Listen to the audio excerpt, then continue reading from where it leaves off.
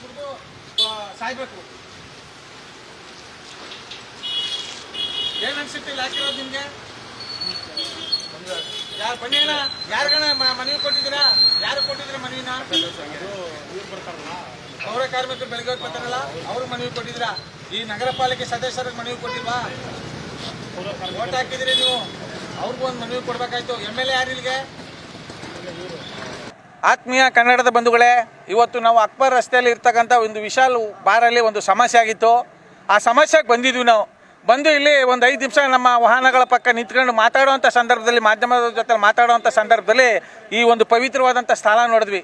ಈ ಸ್ಥಳ ನೋಡಿ ನಮಗೆ ತುಂಬ ದಿಗ್ಭ್ರಮೆ ಆಗೋಯ್ತು. ವಾಸನೆ ಹೊಡಿತಾ ಇದೆ, ಮಾತಾಡೋಕ್ಕಾಗ್ತಾ ಇಲ್ಲ. ಒಂದ್ಸತಿ ನೀವೇ ನೋಡಿ. ಈ ಅಕ್ಬರ್ ರಸ್ತೆ, ಆ ಪವಿತ್ರವಾದಂಥ ವ್ಯಕ್ತಿ, ಅವ್ರ ಕೊಡುಗೆ ಮೈಸೂರಿಗೆ ಅಪಾರ ಇದೆ, ಈ ರಸ್ತೆಗೆ ಅಪಾರ ಇದೆ ಅಂತ ಕೊಡುಗೆ. ಅವರು ಒಂದು ಒಳ್ಳೆ ಕೆಲಸ ಮಾಡೋದ್ರಿಂದ ಈ ರಸ್ತೆಗೆ ಅಕ್ಬರ್ ಅಂತ ಹೆಸರಿಟ್ಟಿದ್ದಾರೆ. ಅಕ್ಬರ್ ಬೀರ್ಬಲ್ ಅನ್ನೋರಿಗೆ ಅವರೊಂದು ಈ ಅಕ್ಬರ್ ಅಂತ ಹೆಸರು ಕೇಳಿದಕ್ಕೆ ನಮಗೆ ಬೀರ್ಬಲ್ ಅವ್ರು ನೆನಪತ್ತು. ಇಂಥ ರಸ್ತೆಯಲ್ಲಿ ಇವರೆಲ್ಲ ಸುಮಾರು ಒಂದು 15ರಿಂದ 20 ಅಂಗಡಿಗಳಿದೆ. ಈ ಅಂಗಡಿಯವರೆಲ್ಲ ಯಾವ ರೀತಿ ವ್ಯಾಪಾರ ಮಾಡಬೇಕು?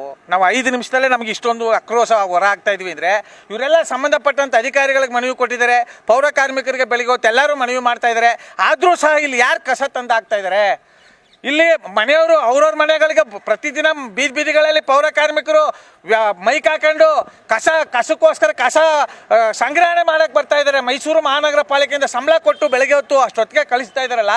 ಇದನ್ನೆಲ್ಲ ಮೀರಿ ನೀವು ಈ ರೀತಿ ತಂದು ಹಾಕಿದಿರಲ್ಲ. ನಿಮ್ಮ ಮನೆಗಳು ಮಾತ್ರ ಚೆನ್ನಾಗಿರಬೇಕು.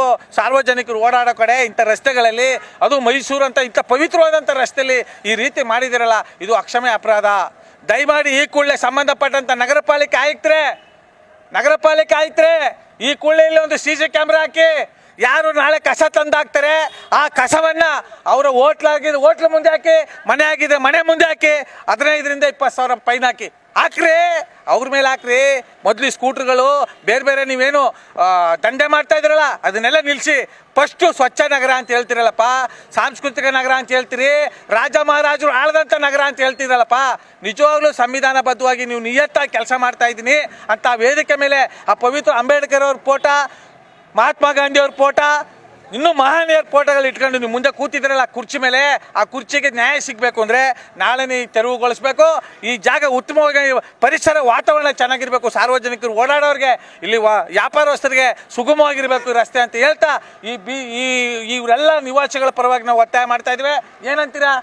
ಏನು ಸರ್, ಎಷ್ಟು ಹೇಳಿದ್ರು ಕೇಳ್ತಾ ಇಲ್ಲ ಜನ. ನೋಡಿ ಹಸುದು ಆಗ್ತಾವ್ರೆ, ನೋಡಿ ಟೀ ಅಂಗಡಿಯವರು ಎಲ್ಲ ಆಗ್ಬೇಕು ಸರ್. ಇದು ಆಗ್ಬಿಟ್ಟು ಫೈನ್ ಆಗಬೇಕು. ಯಾರು ಹಾಕ್ತಾವ್ರೆ ಕಸ ನೋಡ್ಬಿಟ್ಟು ಫೈನ್ ಆಗಬೇಕು. ನೋಡಿ ಎಲ್ಲ ಕಡೆನೂ ಎಷ್ಟೊಂದು ಕ್ಲೀನಾಗಿ ಮಡಗಿದಾರಲ್ಲ. ಇಲ್ಲ, ರಾತ್ರಿ ಬಂದು ನೋಡಿ, ಬೆಳಗ್ಗೆ ಅಂಗಡಿ ಓಪನ್ ಇರಲ್ಲ, ಬಂದ್ಬಿಟ್ಟು ತೊಗೊಂಡು ಹಾಕ್ತಾರೆ. ರಾತ್ರಿ ಮುಚ್ಚೋದು ಆದಮೇಲೆ ಹಾಕ್ತಾರೆ, ಯಾರು ಇರಲ್ಲ.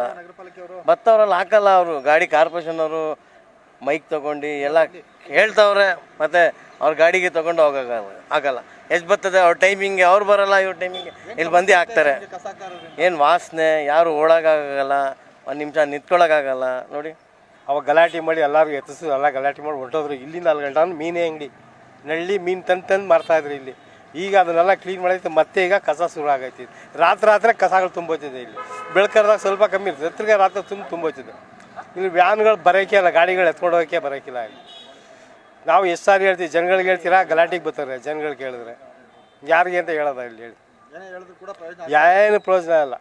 ಯಾವ ಕಾರ್ಪೊರೇಟರ್ಗಳು ಬಂದು ಈ ಕಡೆ ಒಂದು ರೌಂಡು ಗೊತ್ತಲ್ಲ, ಎಲ್ಲ ಹೇಳೋದು ಸರ್. ಅವ್ರು ನೋಡಿದ್ರೆ ಗೊತ್ತಾಯ್ತಿಲ್ಲ ಸರ್, ಇಲ್ಲಿ ನೋಡಿದ್ರೆ ಒಳ್ಳೆ ಹೋಟ್ಲ್ ಇದೆ ಅಂಥ ಕಡೆನೇ ತಂದು ಹಾಕ್ತಾರೆ. ಪಾಪ ಅವ್ರಿಗೂ ತೊಂದರೆ, ತೆಗಿತಾ ಇಲ್ಲ. ಇಲ್ಲಿ ಯಾವಾಗಲೋ ಒಂದು ಸತಿ ಬರ್ತಾರೆ ಕ್ಲೀನ್ ಮಾಡೋಕೆ. ಯಾರಾದ್ರೂ ಅಧಿಕಾರಿ ಬರ್ತಾರೆ ಅಂದರೆ ಕ್ಲೀನ್ ಆಗಿದೆ, ಮತ್ತೆ ತಿರ್ಗಿ ಅದೇ ತೊಟ್ಟಿ.